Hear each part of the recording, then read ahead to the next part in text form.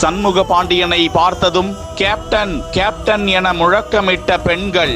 கோபம் ஒன்று எரியுதோ, முட்டும் பகை முடியுதோ, விட்டு வைத்த களத்திலே சிங்கம் ஒன்று நுழையுதோ.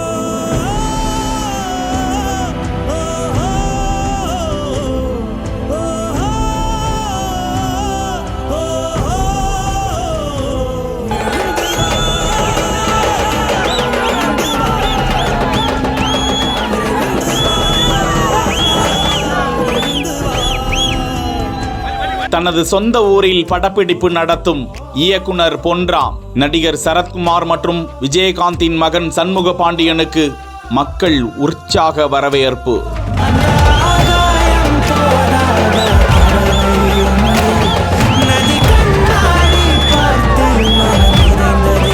மதுரை மாவட்டம் உசிலம்பட்டி அருகே பூச்சிப்பட்டியை சேர்ந்தவர் இயக்குனர் பொன்ராம். வருத்தப்படாத வாலிபர் சங்கம், ரஜினி முருகன், சீமராஜா உள்ளிட்ட பல்வேறு வெற்றி திரைப்படங்களை இயக்கிய அவர் டிஎஸ்பி படத்திற்கு பின்பு தற்போது கேப்டன் விஜயகாந்தின் மகன் சண்முக பாண்டியன் மற்றும் நடிகர் சரத்குமாரை வைத்து புதிய படத்தை இயக்கி வருகிறார். கடந்த சில நாட்களுக்கு முன்பு தேனியில் படப்பிடிப்பு முடிந்து தற்போது சொந்த ஊரான உசிலம்பட்டி அடுத்த பூச்சிப்பட்டியில் அடுத்த கட்ட படப்பிடிப்பை நடத்த வந்திருக்கிறார்.